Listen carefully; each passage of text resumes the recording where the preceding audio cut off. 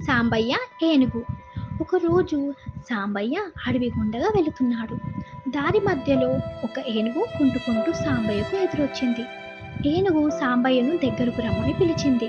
అతను వెళ్ళి ఏనుగుని ఏంటి అని అడిగాడు. నా కాళ్ళు ముళ్ళు కుచ్చుకుంది, నేను నడవలేకపోతున్నాను, కాస్త ఆ ముళ్ళు తీసివేస్తావా అని సాంబయ్యని అడిగింది ఏనుగు. సాంబయ్య సరేనని ఏనుగు కాల్లో ముళ్ళు తీసేశాడు. అందుకు ఏనుగు కృతజ్ఞతలు చెప్పి నీ పేరేంటి అడిగింది. సాంబయ్య అన్నాడు. ఈరోజు నువ్వు చేసిన ఉపకారానికి ఏదో ఒక రోజు నీకు తప్పకుండా సాయం చేస్తాను సాంబయ్య అంది ఏనుగు. దానికి సాంబయ్య ఎప్పుడో చేయడం కాదు, ఇప్పుడే చెయ్యి అన్నాడు. సరే, ఏం చేయాలో చెప్పు అంది ఏనుగు. నేను ఒక గుడిసె వేసుకోవాలనుకుంటున్నాను. దానికి కొన్ని కట్టెలు తాటాకులు కావాలి. కట్టెలు నేను కొట్టుకొస్తాను. తాటాకు చెట్లు చాలా ఎత్తుంటాయి, నేను ఎక్కలేను. నీవు తాటాకులు కోసి పెడతావా? సరేనంది ఏనుగు. తాటాకులను తెచ్చి కుప్ప పోసింది ఏనుగు. ఈలోపు సాంబయ్య కట్టెలు కొట్టుకున్నాడు. ఆ కట్టెలు తాటాకులను ఇంటికి ఎలా తీసుకెళ్లాలో తెలియలేదు. ఏనుగైతే ఒకేసారి వాటిని ఇంటి వరకు తెస్తుంది అనుకున్నాడు. వాటిని ఇంటి వరకు తీసుకురమ్మని ఏనుగుకు అడిగాడు. సరేనని ఏనుగు సాంబయ్యను కూడా ఎక్కించుకొని అవన్నీ ఇంటికి తీసుకొచ్చింది. కానీ సాంబయ్యకు ఏనుగుతో ఇంకా ఏదో ఒక పని చేయించుకోవాలని ఆశ పుట్టింది. ఇంటికి అవసరమైన నీళ్లు తెప్పించుకున్నాడు, ఇంకా చాలా పనులు చేయించుకున్నాడు. కానీ దానికి అస్సలు తిండి పెట్టలేడు. అలా 2 రోజులు చాకరీ చేయించుకున్నాడు. ఆకలితో ఉండలేక ఏనుగు అడవిలోకి వెళ్ళిపోయింది. మరి కొన్ని రోజుల తర్వాత అదే దారిలో వెళ్తున్న సాంబయ్యకు అనుకోకుండా ఓ గోతిలో పడిపోయాడు. బయటకి ఎలా రావాలో అని ఆలోచిస్తుండగా క్రితంసారి కనిపించిన ఏనుగు కనిపించింది. ఆ ఏనుగుని పిలిచి బయటకి లాగమన్నాడు. కానీ ఏనుగుకి గతంలో సాంబయ్య చేయించుకున్న చాకిరి ఆహారం పెట్టకపోవడం గుర్తొచ్చింది. ఈ మనిషికి చాకిరి చేయించుకోవడమే తెలుసు, కానీ కృతజ్ఞతగా ఉండటం తెలియదనుకొని ఏనుగు మారు మాట్లాడకుండా వెళ్ళిపోయింది. బుద్ధిహీనుల నీతి కథ. ఒకనాడు ఒక రైతు తన కుమారుడితో కలిసి బజారుకు వెళ్ళాడు. అంత తిరిగినా వాళ్ళకు నచ్చిన వస్తువు అక్కడ దొరకలేదు. చిట్ట చివరకు వాళ్ళకు గుర్రాల వద్దకు వెళ్ళారు. అక్కడ ఒక నల్ల గుర్రం రైతుకు బాగా నచ్చింది. కొడుకు కూడా ఒప్పుకున్నాడు. వాళ్ళు ఆ గుర్రాన్ని కొన్నారు. దానితో పాటుగా కొంత దూరం నడిచేసరికి వాళ్ళకి నీరసం వచ్చింది. అందుచేత వాళ్ళిద్దరు గుర్రం ఎక్కి ఇంటికి పోసాగారు. దారిలో వాళ్ళని చూసి కొందరు ఆహా ఎంత చక్కని గుర్రము, కాని పాపం అది ఎందుకో విచారంగా ఉంది, పోతులాంటి ఇద్దరి మనుషులు అది మొయ్యలేకపోతుంది కాబోలు అన్నారు. ఆ మాటలు విన్న తండ్రి కొడుకులకు చాలా సిగ్గనిపించింది. కుమారుని గుర్రంపై కూర్చోబెట్టి తాను పక్కన నడుస్తున్నాడు రైతు. మధ్యలో వారొక బజారు నుండి పోవాల్సి వచ్చింది. అక్కడి జనం వాళ్ళని చూసి కొడుకెంత దుర్మార్గుడో, ముసలి తండ్రి నడిచి వస్తుంటే తానేమో హాయిగా గుర్రంపై కూర్చున్నాడు, ఎంత సిగ్గుచేటు అంటున్నారు. వెంటనే కొడుకు క్రిందికి దిగి తండ్రిని గుర్రం ఎక్కించాడు. ఊరి చివర ఒక చెరువు దగ్గరకు వచ్చేసరికి అక్కడ కొంతమంది ఆడవాళ్ళు కూర్చొని ఉన్నారు. వారు వీళ్ళను చూసి ముసలివాడెంతో దుర్మార్గుడు, పాపం పసివాడు, కొడుకు ఎండలో నడిపిస్తూ తానేమో హాయిగా గుర్రంపై స్వారీ చేస్తున్నాడు అన్నారు. ఆ మాటలు విని సిగ్గుపడి తండ్రి కూడా గుర్రం దిగి నడవసాగాడు. వాళ్లకు ఈ గుర్రంతో చాలా అవమానంగా కలిగి ఎట్లాగైనా ఆ గుర్రాన్ని బదిలించుకుంటే బాగుంటుందని నిర్ణయానికి వచ్చారు. ముందుకు పోతుండగా వారికి ఒక నదిపై వంతెన దాటవలసి వచ్చింది. వంతెన పైకి రాగానే ఇద్దరు కలిసి గుర్రాన్ని నదిలోకి తోసివేశారు.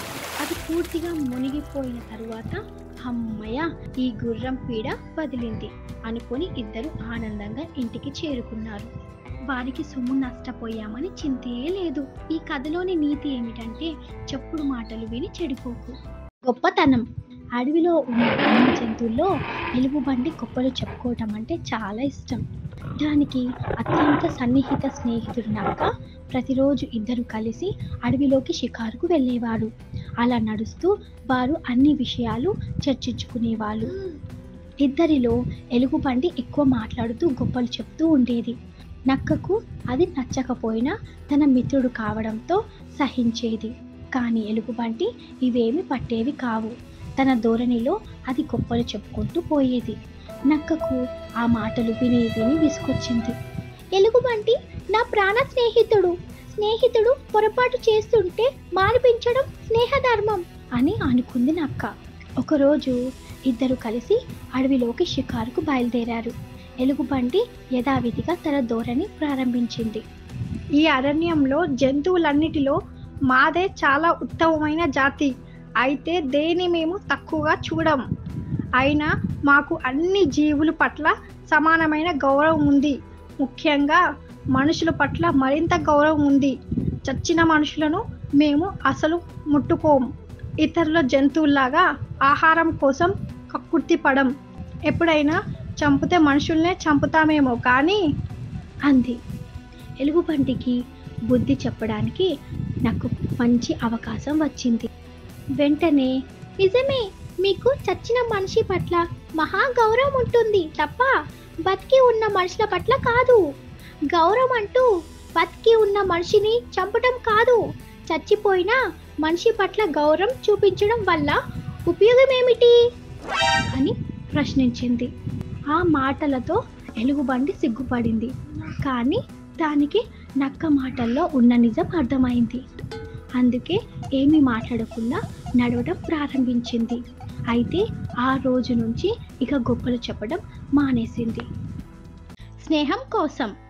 ఒక అడవిలో జింక, కాకి, ఎలుక, తాబేలు ఉండేది. ఆ నలుగురు ప్రాణ స్నేహితులు. రోజు సాయంత్రం తాబేలు ఉండే కొలను ఒడ్డున ఇవన్నీ కలుసుకొని కబుర్లు చెప్పుకునేవి. ఒకరోజు సాయంత్రం కొలను ఒడ్డున స్నేహితుల కోసం ఎదురు చూసిన తాబేలు అటుగా వెళుతున్న ఒక వేటగాడు కంటపడింది. వెంటనే అతడు దాన్ని పట్టుకొని సంచిలో వేసుకొని ముందుకు కదిలాడు.